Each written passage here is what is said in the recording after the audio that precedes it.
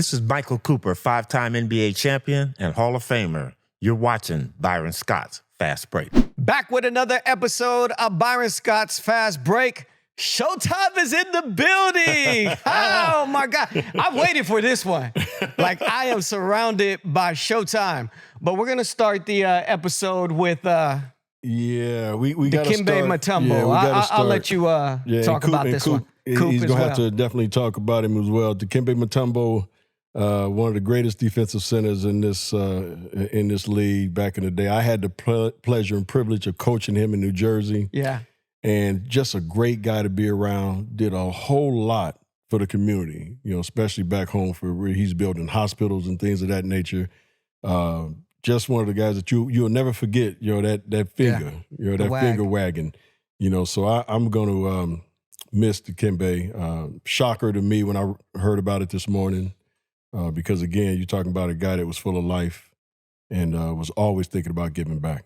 Yeah. It'd be the thing to me, and when I found out about it this morning, a fellow teammate of ours texted me and said he was gone. I had got an opportunity to meet Dikembe when I was coaching in Atlanta with the Dream, and he came, a big supporter of the WNBA basketball, so he came to a camp we were doing and was talking about just the old days when we used to play against each other and stuff like that. And I didn't realize today what that meant. And I knew what it meant, but I didn't know why he was doing it. So I kind of did my little bio on him today because I always do that when somebody pass on and pray for them.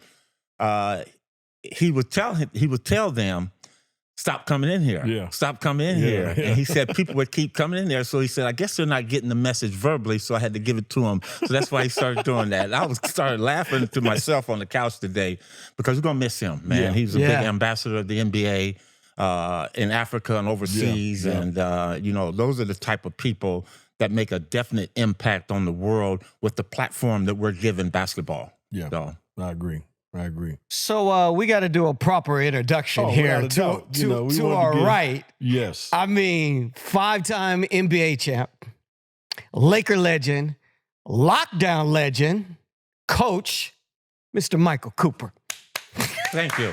I'm going to clap for myself because I deserve that. You know what? I'm 68 years old. I get to clap for myself. Coop, you got to give yourself your own flowers every now and then. You know what I'm saying? So, thank you for having me. Yeah. Coop, you know what? Thank you for coming. This is like my brother, my older brother from another mother. I love this dude from day one, even though he was throwing elbows and beating me up in practice the first few weeks. Yeah, as he should. Because I heard you were an asshole. Well, so was he. So so was he. He was throwing elbows and shit, trying to see if I was tough enough and all that. Him and Buck. Yeah. But I understood at the end why they did it, and I appreciate it. But again, we're not gonna go that far back. Okay, I want to go right here to the present because it's all love anyway. Oh, nothing but love. But Mr. Hall of Famer. Yeah, but you know what? I'm gonna say something about that, B. Because you trying to make me the bad guy. You know what? Listen, he weathered the storm like a pro, and that's when he became one of the Musketeers. Nice. See now, when that's love. That is love. Yeah. So when when he said tears, that's me, him, and Buck, Magic Johnson. That was the 3 Musketeers. And from that day to day, accepted me, we were inseparable. Yeah. And we try to dominate every backcourt we played against, us 3 against their 3 or whatever. Yeah. And that was our goal every single game. But again, I want to talk about the Hall of Famer, Michael Cooper, who's been inducted, will be inducted in October 12th, 13th. We'll all be out there to witness it and enjoy it with him. And I appreciate that, B. Man, come on, dog. No, we weren't going to miss that. You're going to make me cry. Man, we weren't going to miss that. I forgot to tell you, B, he real emotional, too. Yeah, I forgot to tell you about that part of it. But this, to me, and I know for you as a basketball player, you never looked at the accolades from an individual standpoint. This is an individual award that you deserved, I think, years ago when we started talking about 8-time defensive, all defensive team, 5 NBA championships. The way you contributed every single night, you didn't care about stats, you just cared about winning. What does it mean to you to be honored in this way, which I think should have been done 15 years ago, 20 years ago, by the NBA to finally be recognized as a Hall of Famer? Well, thank you, B. But you know what? When people were talking about that, I thought it was about everything that you did on the court. Mm-hmm. But I've finally come to realize, and people have told me this, the Hall of Fame embodies everything you do with basketball. Yes, the things you do on the court definitely helps, but it's your body of work off the court. What do you do in the community, Yeah. the things that you do. And that's the one thing that I'm proud about because I try to make an impact in my community, being from Pasadena, being one of the only player basketball-wise to come out of there to do something significant. So it's always about giving back. So to me, the Hall of Fame goes with everything that I've ever done, whether it be coaching, whether it be having AAU, basketball clinics, and the work that you do in your community. Man, that's wonderful. Hall of Fame. I mean, just saying that, the Naismith Basketball Hall of Fame, you're going up there with the greatest of greats. Do you get goosebumps just going into that, thinking about that? No, I tried not to. As we get closer, we're 14 days away now. Yeah. I haven't thought about it much back then, but now it's starting to kind of hit home that it's going to become a reality. I don't officially feel like I'm in until you get that jacket, that ring, and then you kind of get there. But it is kind of overwhelming a little bit. But again, as Byron stated earlier, when I know Byron and myself, I can speak for us too. When we play this game, you play for the love of it. Yeah. And obviously you want to reap the benefits of some of the things that you do. So the money that comes with it and the individual attention is all fine and dandy. But it's always been about playing basketball for Los Angeles Lakers, playing a game that God gave us a very certain talent to play. And we come from nowhere to get to somewhere. And the good part about it is Byron and I had an opportunity to play at our hometown team. Absolutely. Right? We didn't have to go back east or go anywhere else. We got a chance to play. And that's a rare thing for a professional athlete, a hometown person to play for his home team and then to do the things we were able to do. So I'm soaking it all up and it's coming. And I'm starting to get a little nervous about it. I've been working on my speech. It's taken me a month and a half to get my speech together. I finally turned my speech in and they told me it was too damn long. Really? So I reduced it even more. I think they give us like 11, 12, 13 minutes. Mine was 12 and a half, so they want us to cut it down to 8. So yeah, it's coming. And I try not to think about it, but I'm starting to think about it a little bit more now. Who did you have to cut out the speech? A minute and a half. I cut out a little bit of my early childhood, but there's so many people that have been supportive of me, that helped me, B being one of them, all of my teammates, but so many, my high school coach, JC coach, college coach, and just people around in my religious life. So I'm definitely going to keep them in. I can tell you right now, Kid Jay, next week, by the time his hand's going to be sweating, he's going to be... Coop get all nervous and shit. He get all nervous, his hand gonna be sweaty. October 11th, I can tell you he gonna be a mess. Till he get on that stage, then he's gonna be fine, right? He's gonna be fine. But Coop, let's go back to the Showtime days. In the 1980s, you, Buck Rome, captain, 5 championships in that era, right? I was, blessed to be a part of that and win 3 of those championships. And he talked about, me helping him. He helped me. Because I tried to, model my defensive game after Coop because I had to, go against him every day in practice. If he wasn't guarding Buck, he was guarding me. Yeah. So I learned a lot on the defensive end from that man right there. But out of those 5 championships, which one would you say was probably the most gratifying? I want to say kind of like the first one, B, but I'm going to say the one that you were involved with, one of the ones you were involved with in 1985. And the reason I say that is because growing up here in Los Angeles, we've seen some of the greatest Laker teams, Elgin Baylor, Jerry West, Wilt Chamberlain. And Boston was always our nemesis. So to go against them and kind of like wipe the slate clean for all the years the Lakers had lost to Boston, 85 was the one because, you know what? It was a big sigh of relief, not only for me and my family as far as watching the Lakers and we're finally overcoming the Boston mystique, but it also kind of helped eradicate the soreness and sadness that Jerry West, who was our GM at the time, when he fell. So 85 would be the one because we helped a lot of people. We helped the city of Los Angeles, in essence. 1980 was special because it was our first one. But 85 is the one that really kind of like, I say, if I have to have one, that's the one. That blood, sweat, and tears of that Boston Lakers LA rivalry. I mean, what does that mean? I mean, we see it in the news. We saw the whole decade play out. But being a player, what does that actually mean, that whole decade? I think when you got with the Lakers, or when I did, and we start playing in 1985, what you do is you always kind of like compare yourself to someone, organization. And I think Boston has always been the leader. The things that they've done in the 1960s, the 15 championships up until that point that they were constantly winning, you always wanted to become better than that. Yeah. And I think when Dr. Buss bought the team and he put Showtime attached to it, obviously drafting Magic Johnson and then bringing in pieces of Byron and Worthy and AC Green and Michael Thompson, just to name a few players, then we started realizing that our organization could be just as good as theirs and as competitive. And that's when that's what it meant to me, was to kind of compare yourself with greatness. And it's that old saying, iron sharpens iron. Well, Boston sharpened us to become the team that we became, and in order for us to win the championships that we did. So it was always very, very competitive. I know, and I'm going to let Byron tell you this. Every year when we came in training camp, our job was, let's get to the finals because we want to see Boston. Yeah. We didn't want to see anybody else. Wouldn't you agree, B? Oh, absolutely. I mean, I think it was, across the line. We all knew that we wanted to get to the finals because we wanted to play Boston. We all knew that Boston, or we had that monkey on our back because they were dominant back in the day where, like you just said, with Jerry West and Chamberlain and Baylor, they couldn't get past those guys. So we were carrying the weight of all those guys on our shoulders. Yeah. So every training camp that we went into, it was win a championship and hopefully we got Boston there to beat them.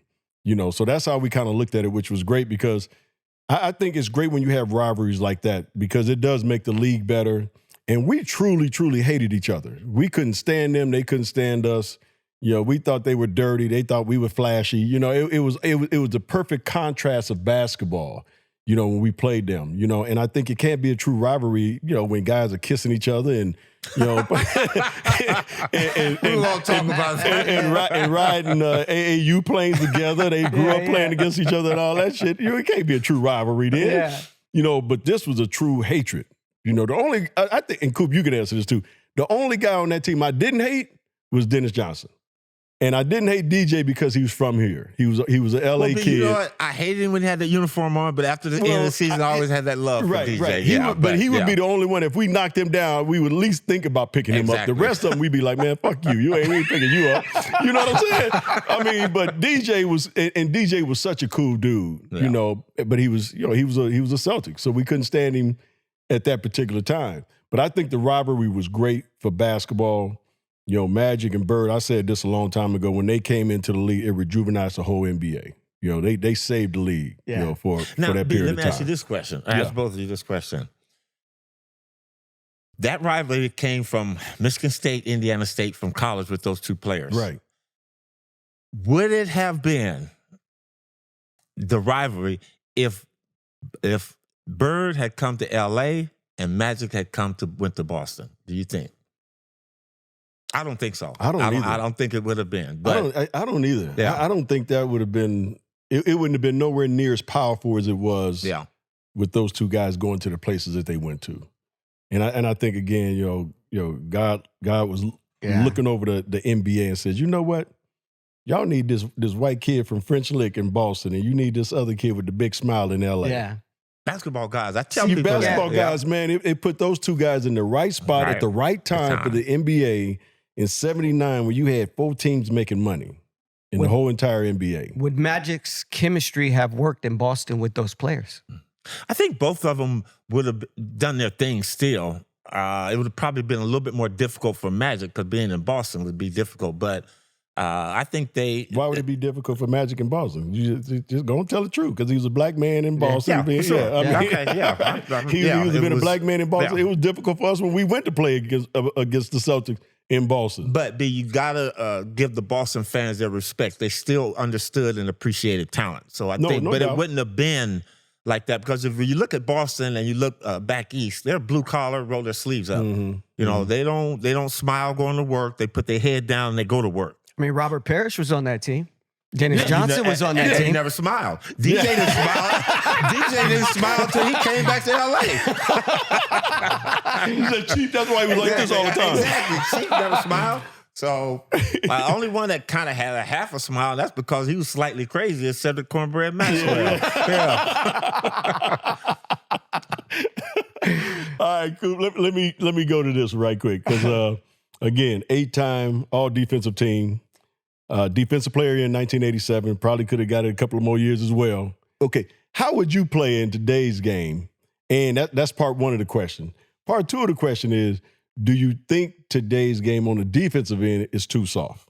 I think I would be, as well as many of us on our team, I can't say that for other teams, but I think most of our players, myself, you, Worthy, AC Green, Magic, even Kareem to a certain extent, could be successful in today's game. Absolutely. It's more of a perimeter game. Yep. And I think all of us could shoot the three. Even Kareem, he never shot a lot, but I think Kareem could shoot the ball. Would he be effective shooting the three? No, but I think he could still be able to. You could utilize Kareem in today's game because it's so spread out. Throw the ball into him. Kareem going one-on-one. That's all that matters. You can't stop him, yeah. So for that, I think we would be. And I think today's game would be hard to guard certain people in today's game because these guys can handle the ball real well. They're shooting further out.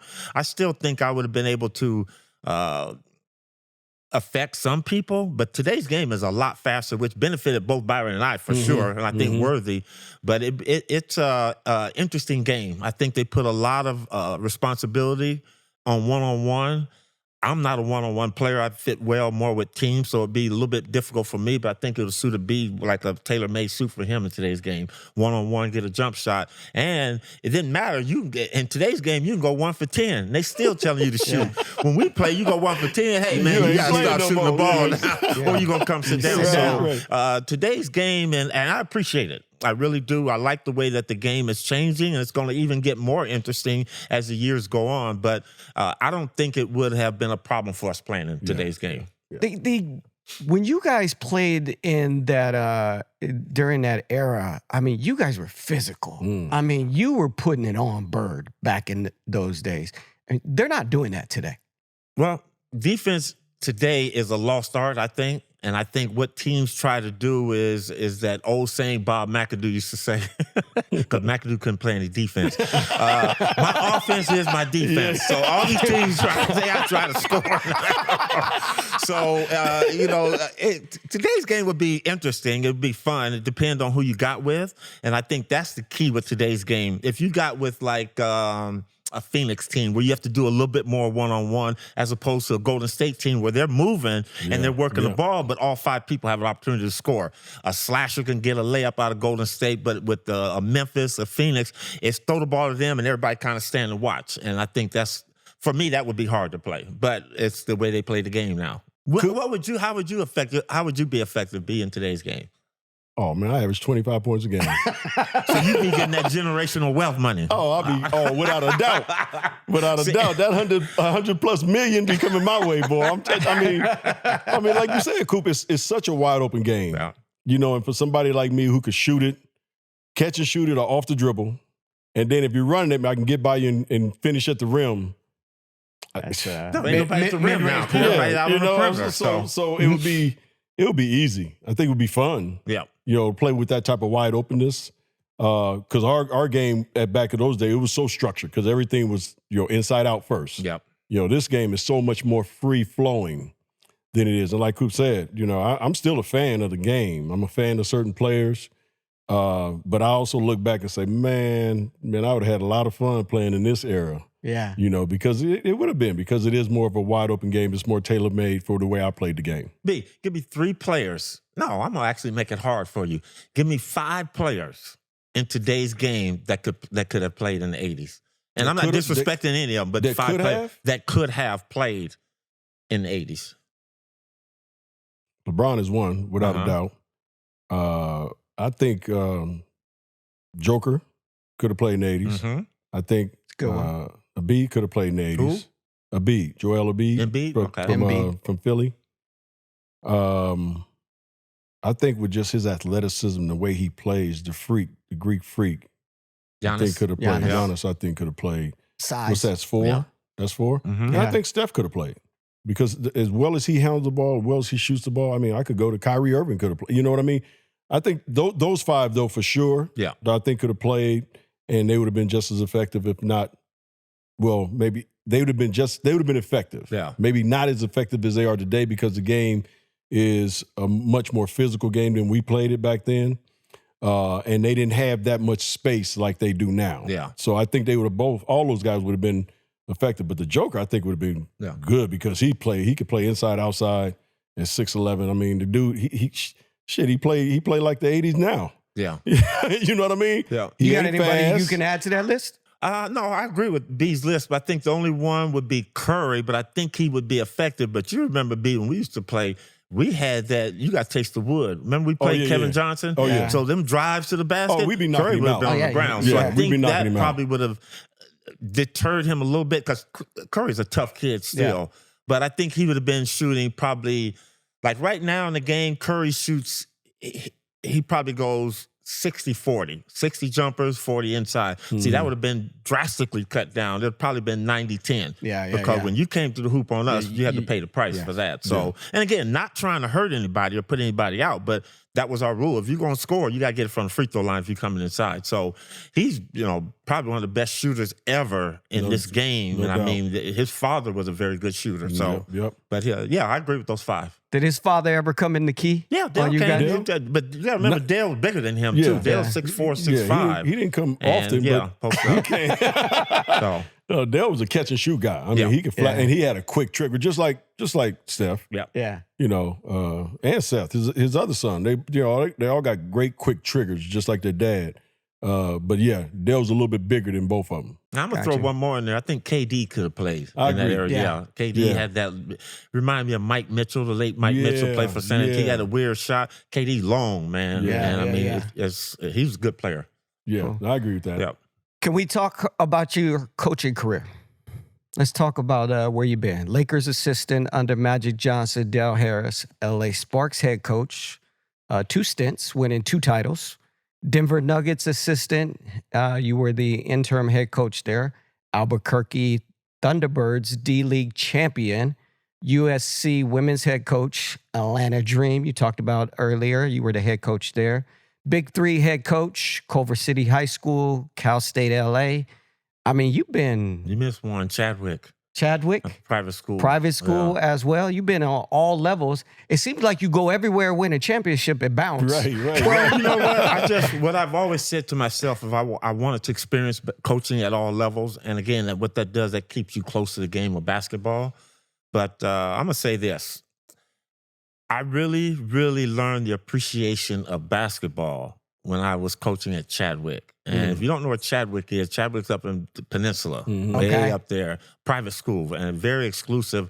Their kids go to Harvard, Yale, them kids up there. Brown, so they're not really, really basketball players. They're the true essence of what you call a student athlete.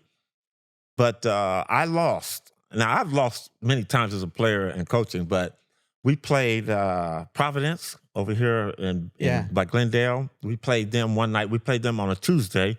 And then the next night we played Peninsula up there on a Wednesday. The first night we played Providence, I lost by 66. Now, you talk about high school game, 32 minutes. 66. The next night we go play Peninsula, and I lost by 65. So you made improvement. I have never lost like that in my whole life, player or coach, until then. But you know what? The one thing that I got out of that is that our kids really learned something from it, and I had a chance to educate them because it's not all about winning. Sometimes about losing and what you do with losing. But I got out of there real quick because the next year we were playing somebody else and I saw a 70-point loss coming. So I said, no, but I really had a good time. But coaching for me has been a joy. It's been something that, like I said, keeps me close to the game. And I'll never forget this, and I always tell people about this, is myself, Byron, and Magic, toward the end of our career, started talking about what we wanted to do after basketball. And Magic said, I want to be a very successful businessman. Boom, look at him today. Yeah. B said he wanted to coach in the NBA, did a hell of a job there, and coached some of the greatest players that ever played this game. And believe it or not, at that time they said that we had heard the rumblings about the WNBA. I said I wanted to be a WNBA coach, women's coach. And you know what? God has been good to us because he let us all realize our dreams. So through coaching, I'm able to kind of like give back a lot of the lessons that I've learned from so many coaches and from my teammates to the game. Yeah. When you say that, B, with your coaching? Oh, absolutely. It's been, like Coop said, it's been a great trip, but sitting on the back of the bus and us three talking about that and saying exactly what we wanted to do and it coming to fruition is a dream come true. And, me and Buck kind of tripped out when Coop said women's basketball. I want to coach women's basketball. He was like, women's basketball? And boom, he goes to the Sparks, wins 2 titles. Yeah. With the Sparks. And so since we go in there and we talking about WNBA, let's talk a little bit about Caitlin Clark and where do you see the WNBA going? And hold on, B, I'm gonna go back there, but I want to say this one last thing. You tell me about coaching. Okay, you're only a good coach unless you got some good players. Look. I don't care what anybody say. Yeah, great players make great coaches. Yep. That's the bottom line. Because I remember, and we'll go back to but I remember Phil Jackson saying when we played them in the finals when I was coaching New Jersey. And they had me on the podium. They was talking about this and that. And they was like, you guys are down 2-0. What changes can you make? I said, guys, look, first of all, we have no answer for Shaq. Yeah. I said, nobody has an answer for Shaq. They said, well, what do you think you need to do? I said, well, I think what we need to do is ask Mrs. O'Neal and Mr. O'Neal to get back together and have another one because that's the only one that's going to be able to guard him. Exactly. Right? We had no answer for him, right?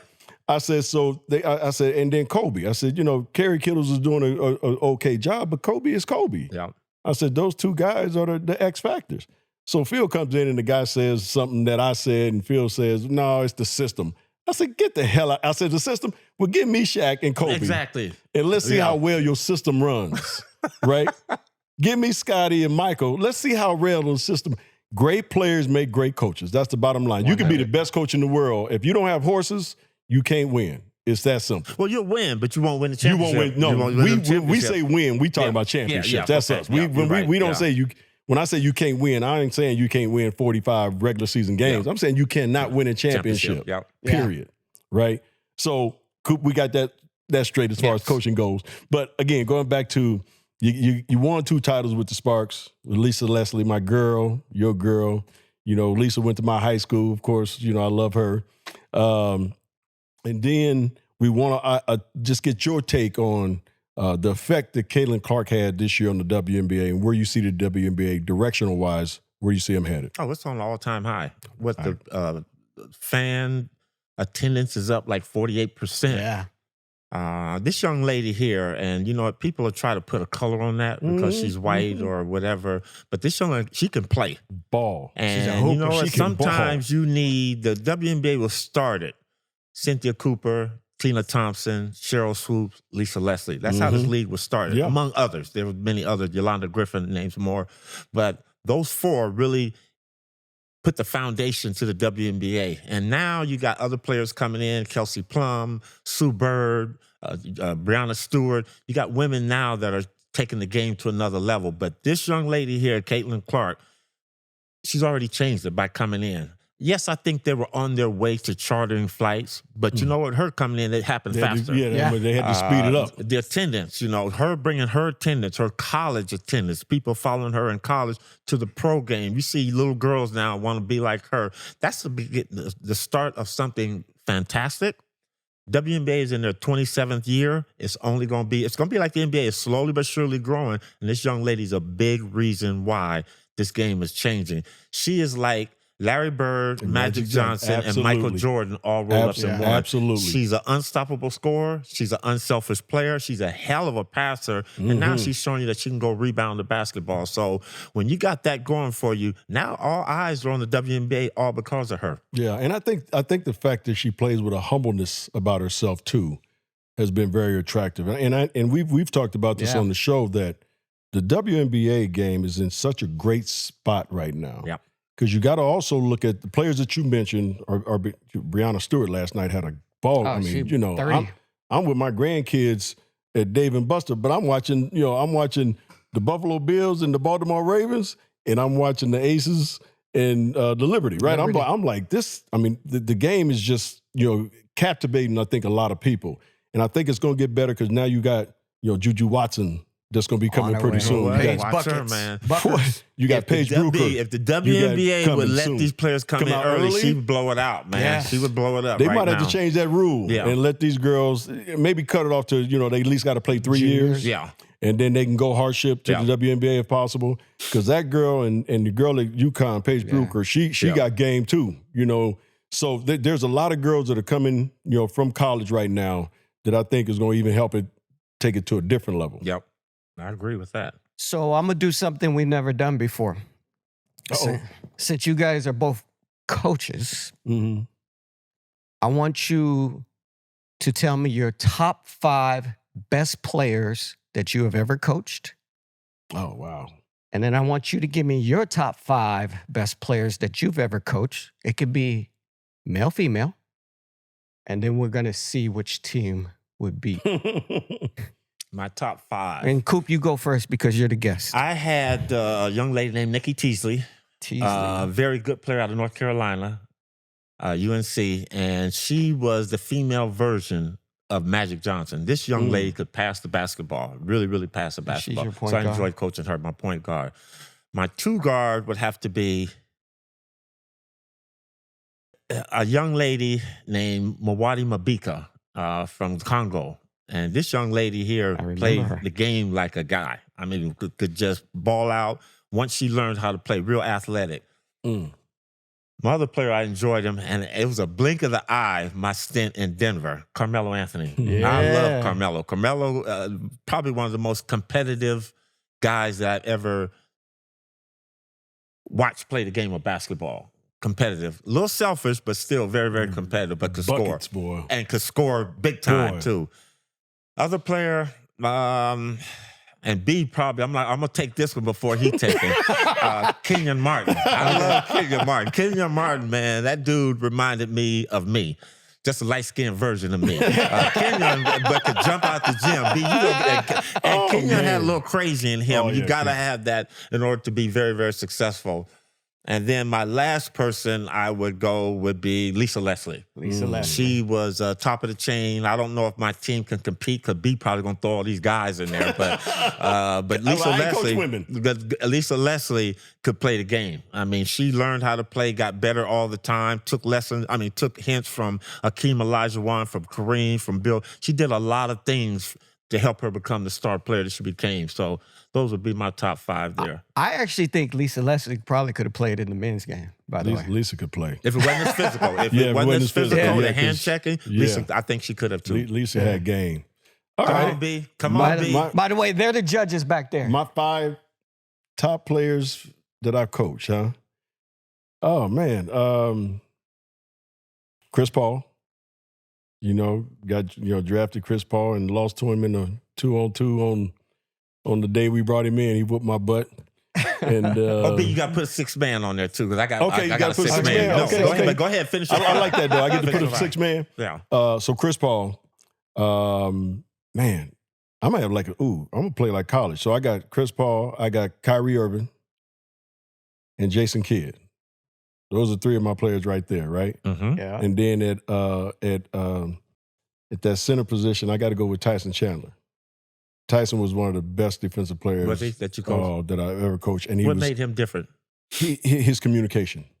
He was great as far as communicating, letting everybody know what was going on, and he was an unbelievable rim protector.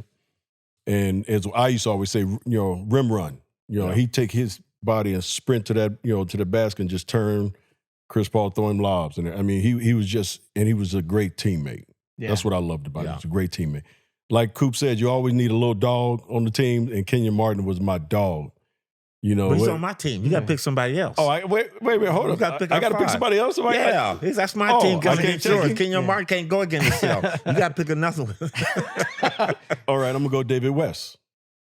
David was a dog, just not a dog like Kenyon, but David was a quiet dog. Mm-hmm. So is that 5? That's 5. Okay, and then I got my 6, and I couldn't leave him off if I wanted to. Kobe Bean Bryant. Okay, there you go. I got to put Kobe on my team right there. That right there. I ain't got to play him much. I'm going as the older Kobe. Mm-hmm. Kobe, just come on in and give me 20 and come on, sit back down. Okay. I was wondering when you was getting to Kobe. Come on. My 6 man is Michael Beasley. Ooh, good one. I have That's another enjoyed crazy one. Michael Beasley. Listen, if Mike could keep it together, Mike can score, though. Mike can score, man. Mike can score, flat out man. score, I've never, I coach him in the Big Three now. Yeah. That man can score. I mean, and just makes the game come easy, but he just all over the place. But I love him to death. But you know what? Michael Beasley can play. There's no reason he shouldn't be in the NBA today, but those are different circumstances. So, Gallery, what you guys think? Which team is winning? Oh, get out of here, man. Get out of here. Yeah, B. I forgot to tell you, Brian's a big Kobe fan. Yeah. Like we all are here on the show anyway. Matter of fact, Coop, you know what? And we do this to most of the guests that have run into Kobe or been around Kobe. Do you have a favorite Kobe Bryant story? Well, my favorite Kobe Bryant story is for all you people out there that heard Kobe kick my ass real good. He did not. He just kicked my ass. It wasn't real good. But see, you got to remember, I was 40 years old going against an 19-year-old kid. Yeah. But you know what? The one thing that I really, really appreciated, and I think we all saw at that workout, is that Jerry had certain points on the court at the elbow, pick and roll, down the low block, and he off the dribble, he was telling Kobe, okay, get to that spot. You got to get to that spot. And my job was to keep him away from that spot. And if a 19-year-old kid, the one thing that I was impressed with was his physical strength. Yeah. And just his ability to be able to get to that spot. He didn't get near the spot.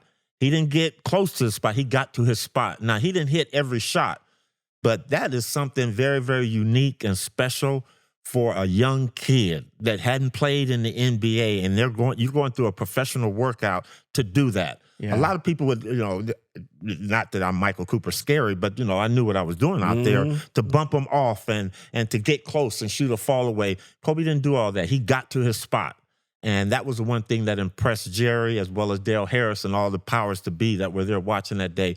Every time he was supposed to do something, he got to where he was supposed to go. Did he hit the shot all the time? No, but he got there. And that's the part of being a unique NBA player. The great ones get to where they're supposed to. Like Kareem, he going to get to where he's supposed to score. Michael Jordan's going to get to where they're supposed to so they get the best shot. And that was the one thing that was really awe-inspiring to me about Kobe. Now, Kobe made some all-defensive teams. Did he ever come to you and ask you for insights? Kobe asked me one time how to defend somebody because I was working there with the footwork, and that was it. But you know what?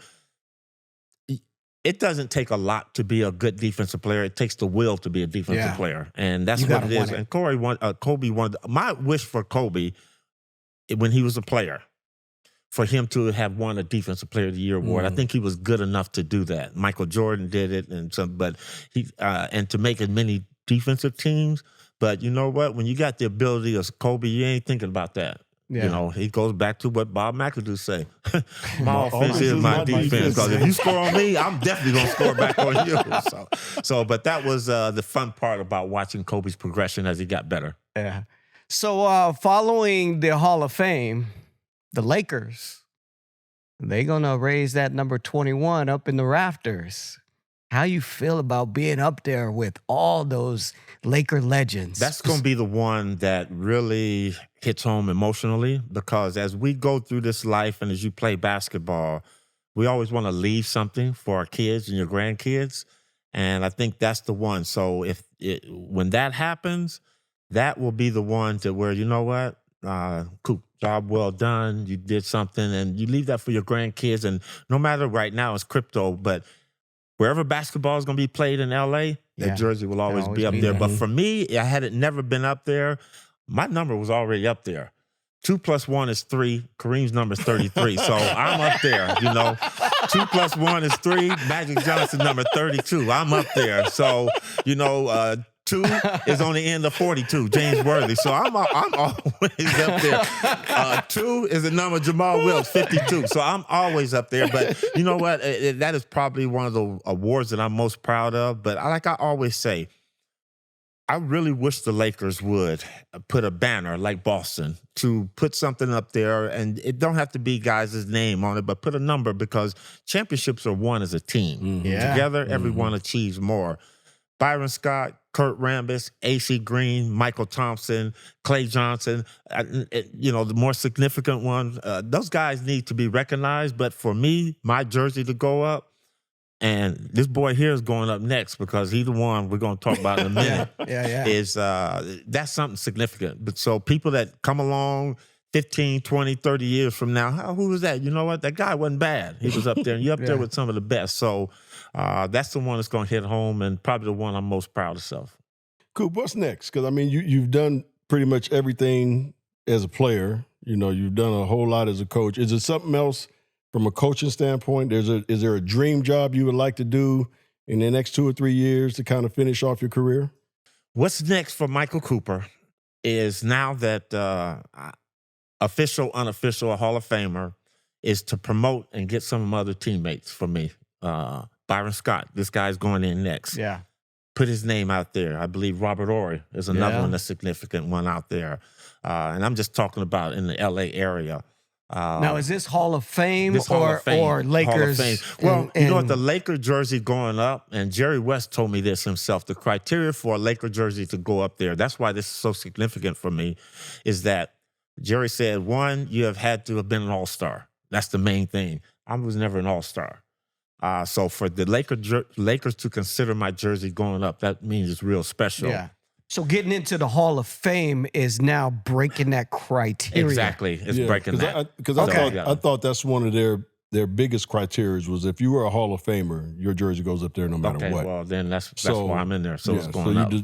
Which should have been, like I said, 15, 20 years ago. But Jerry had always told me in order for it to go up, you had to have been an all-star. So, But no, this guy here, he's next, man. So he's next. Yeah. You said Robert Horry. Who else do you believe belongs up there? Well, I believe every Laker should, but you're under the criteria and the judgment of what the Hall of Fame is all about. And Byron's body of work is very, very significant, even with all the coaching he's done. Yeah. But you coached 15 years, 17 years in the NBA. And then as a player, and then the things that he do in the community with his golf classic, the things like that, those are all reputable rewards. And again, those are some of the things. But like they say, be better late than never. I'm putting my work in now. It took, 38 years for me to get in. So we're going to get you in, boy. We're going to get him. He's next. All right, God. Coop. We're going to get you out of here on this. I want you to rank your top 5 all-time Laker players of all time. In order or just my top 5? You can just give us your top 5. Yeah. Well, my GOAT is Kareem Abdul-Jabbar. I think he's the greatest player that's ever played this game. Yes. I mean, there's been many, many others, but you have to put Kareem as number 1 for me. That's for me. Number 2 would be Magic Johnson. Yeah. And I'm a little biased about that, but the reason I put Magic 2 is because, and Byron can attest to this, we watched the young man come in as just a good basketball player to become a legendary basketball player that actually changed the game of basketball and changed the Laker organization. So Magic's my number 2. Now it gets hard for me. My number 3, and I love him to death, is Jerry West. Yeah. And Jerry's the logo. But Jerry was a significant part of the game of basketball, changing here in Los Angeles, changing it because of the way he played the game. And I kind of like, the thing that makes him stick up there for me is listening to Chick Hearn. And whenever Jerry would score, he'd go, "That kid from Cabin Creek." And I always loved that saying, Jerry from West Virginia, the kid from Cabin Creek. And that's been a fond part of me in my life to hear that. So Jerry's my number 3. Number 4.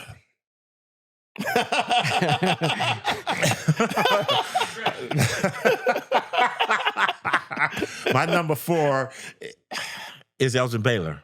And the reason why I say Elgin Baylor is because Elgin brought the creativity to the game of basketball, the artistry, handling it with one hand. And people, if you do your homework on Elgin Baylor, he was probably the most feared scorer in the game of basketball as a small player, 6'5". And then my number 5 is Kobe.